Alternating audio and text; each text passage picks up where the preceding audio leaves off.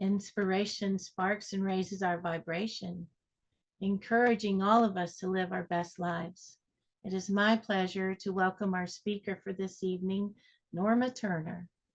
The Reverend Dr. Norma J. Turner has a long history of service in spiritual ministry and education, having taught adults for only over 35 years and served in pastoral ministry for many years as well. Norma joined spiritualism over 15 years ago. A gifted speaker and a friendly personality with a sense of humor, Norma tries to bring light and life to all she meets. A warm Harmony Harbor welcome to Norma. Thank you. I selected a reading today from Amy Scholten, which I'm pretty sure you haven't heard of. She is an intuitive artist, writer, and wellness professional with a bachelor's and master's degrees in nutrition and public health. She's worked as a nutrition educator, health educator, marketing director, consumer health. This lady's done almost all of it. She's also published two titles that struck me: Living a Soulful Life, which reminded me of my friend Gary Zugar, and 10 Signs That Your Workplace is Toxic and What You Should Do About It. How I wish I had had this 10 years ago. But she's also a blogger and a content editor for SCOA Information Services. The title of her essay here is Relationships, the Ego's Greatest Challenge.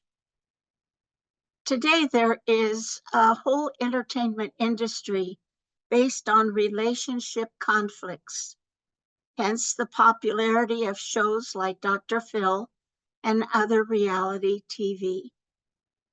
And power and control, rejection, jealousy, and misery are common themes in these shows, and their popularity relates to the fact that these are common themes in many people's real-life relationships. But why? The answer lies in the ego. I'm using the term ego to describe a false mental image we each have about who we are. This self-image isn't based on the larger spiritual reality of who we are. That's our true self beyond the body. But on the false belief that we are separate and independent from the source of all that is, God, and each other. The ego operates on fearful illusions that are formed by personal experiences, familial and cultural conditioning. When we see ourselves as mere bodies, separate from all that is, which most of us might do, we consciously or unconsciously experience feelings of fear, vulnerability, incompleteness, and the ego leads us to look for relationships to get something. Typically, what do we want to get? Safety and security, self-esteem, power and control, a sense of specialness, distinction, or superiority, physical gratification, a feeling of completion, and finally, distraction and entertainment. But because other egos are looking for the same thing, the result is often that both parties form a relationship where they're trying to get something from the other. And most of the giving they do is based on the need to get something in return. The love that's given is conditional. based on spoken or unspoken rules.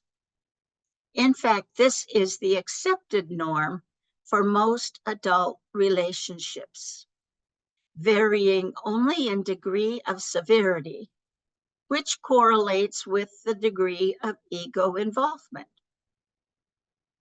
In our egoic attempts to get whatever from others, various forms and degrees,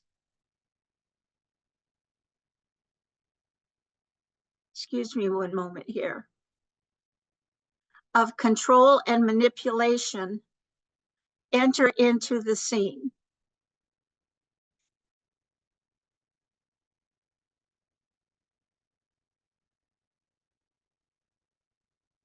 For some reason, my glasses aren't focusing on where I'm supposed to be reading this from. In hopes of countering feelings of fear, vulnerability, and completeness, the ego leads us to look to relationships to get whatever it is we need. In our egoic attempts, as I have mentioned before, various forms of degree of control and manipulation may enter the picture. For example, some people use seduction and flattery to get their needs met, while others may withdraw attention or affection, use overt force, or engage in deception. Of course, there are much healthier ways to attempt to meet our needs, such as honest and sensitive communication. But the problem of ego still remains. As long as we have a false idea of who we are, we will depend on others to cater to the whims of our fragile egos. And the result is perpetual conflict. According to A Course in Miracles, which I haven't taken myself, but I've heard so much about it, a holy relationship is unconditionally loving. We approach this relationship from our higher spiritual self, which is purely loving, and therefore we can focus on the higher aspects of the other person, innocence, rather than his or her faults or failure to meet our expectations, guilt. Holy relationships are characterized by freedom, non-judgment, inner peace, and healing, which is often mutual. Now, surely the ego is uncomfortable with this idea of unconditional love, mistakenly seeing it as threatening and a sign of weakness instead of strength. So let me clarify a few things. A holy relationship does not mean that we must approve of everything another person does or be willfully blind to problems. A holy relationship doesn't ask that we tolerate behaviors that are intolerable to us, such as abuse. A holy relationship doesn't ask that we disown or repress our feelings. And I'm sure every one of us can think of instances where we have met this particular or one of these particular issues with regard to relationships, where we feel that if we do know someone and love that person, we have to approve when they do something bad, or that we would tolerate behaviors when we see them, for instance, doing something that we just don't approve of. And finally, that we keep our mouths shut when we should be speaking. All a holy relationship asks is that we withdraw our egos from the relationship and not let go of the love in our hearts, despite how that person is behaving. If we can no longer tolerate being involved with the person or an unhealthy situation, it doesn't mean we need to be hateful or perpetually engaged in conflict, judgment, and power struggles. I like the phrase unconditional love with conditional involvement. Unconditional love with conditional involvement. In other words, keep your heart open to the goodness in others, but don't be a doormat. We have two essential choices when it comes to difficult relationships. We can approach the relationship from the ego with all its anger, fear, judgment, guilt trips, power trips, and strive in vain to be right or in control. Or we can loosen our grasp on our ego's need to be right or in control and turn the relationship over to a higher power, God or the Holy Spirit, in prayer and meditation. Which do you think contributes the most to healing and peace of mind? The choice belongs to each one of us. Now, in her article, Scholten speaks of the oneness we all experience as sharers in human nature. Sometimes we meet someone who seems like the flip side of ourselves. Someone just like me who thinks like me. That's always a wonderful trip, isn't it? When you find somebody who agrees, can finish your sentences almost. Someone who thinks like me, acts like me, and seems like a manifestation of who I am. Well,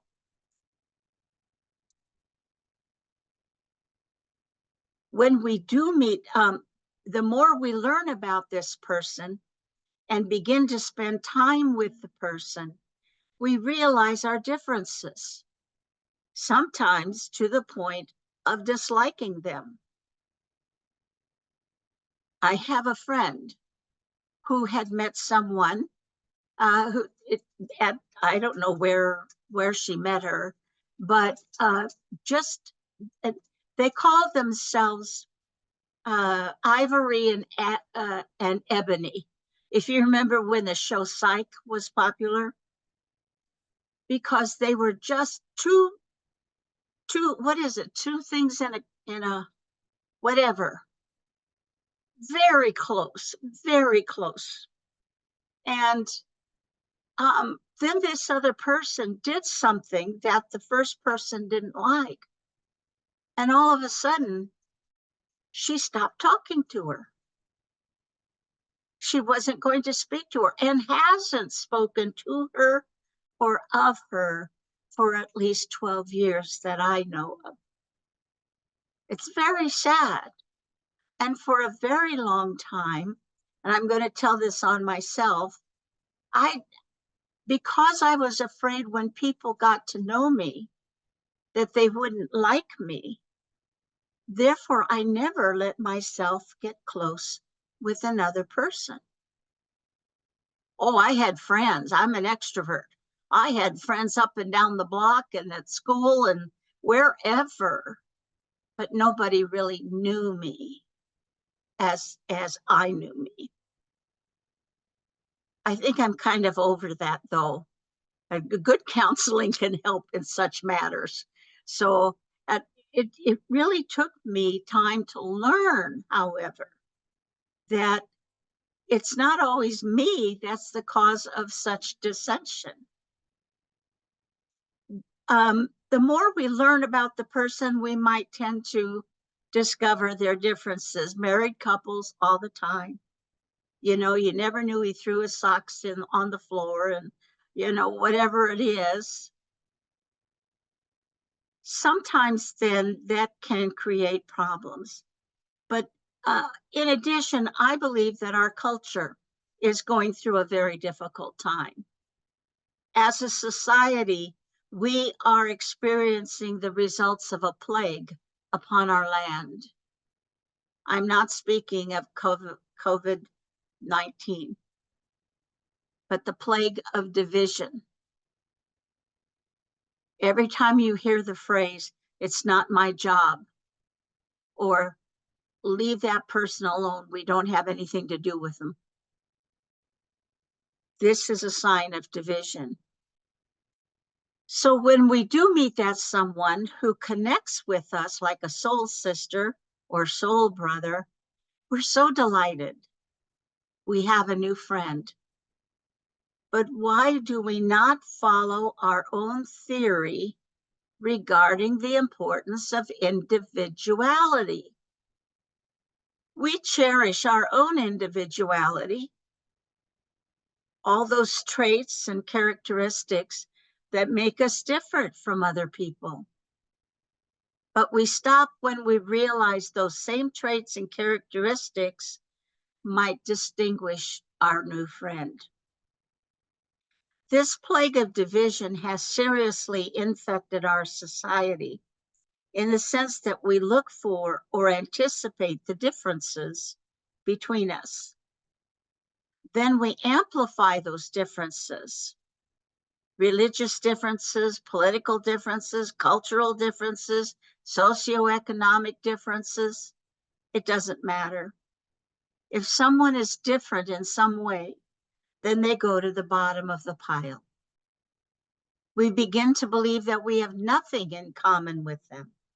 We forget all those things we do have in common, which may be larger and more important in the general scheme of life.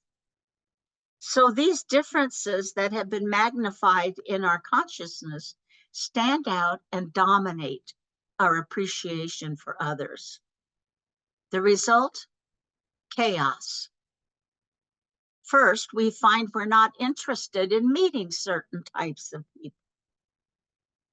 And I would be willing to believe that every one of us has been in a situation where, because of the nature of the people meeting, someone didn't want to go. After all, we would just become frustrated with people who live and think so differently. Even though we have a perfect opportunity to explore and understand these differences, we pass it up, almost as if we don't want to be contaminated by any differences we might experience in them. Next, we become frozen in our thinking or our lifestyle. I read a recent article stating that women who are still wearing their hair in the style they wore 40 years ago need to adapt to their own age and develop an up-to-date hairstyle more appropriate for their age. I'm not looking at anybody because I don't want to, I'm not too sure about hairstyles, but I know a lot of my students were guiding their spiritual life based upon their second grade lessons from Bible school. They didn't update. Finally, the healing that needs to permeate our culture doesn't stand a chance to function when we're picking apart those individuals who we know are absolutely marvelous, those who are okay, and those most certainly going to hell. Judge not, yet ye be judged. Now, those words are familiar to most of us. And while most of us know those words, we don't recall the words that follow. For with what judgment ye judge, ye shall be judged. And with what measure you meet, it shall be measured to you. That makes me very careful about saying why I might judge somebody, because I don't want someone throwing it back at me. Last week, Bonnie spoke of the need for us to be the hands, the eyes, and mouths of those whose needs become known to us. Now, you may have gotten something else out of the talk she gave, but that's what I walked away with. I began to think of times when I have reached out to others and also the times when I have not. For what reasons did I hold back? How many of those reasons were rooted in my ego? And the final question, what would I do differently if given the opportunity? As spiritual individuals, we understand that the lives we live on this planet comprise only one stage of our existence, a stage to learn. And in connection with our understanding of this life of learning, we must open ourselves to all the opportunities that become presented to us so that we may learn different traits and characteristics, that we may be open to the way other people think and philosophize, so that we too may grow and develop as spiritual beings. And I thank you for your attention. God bless you all.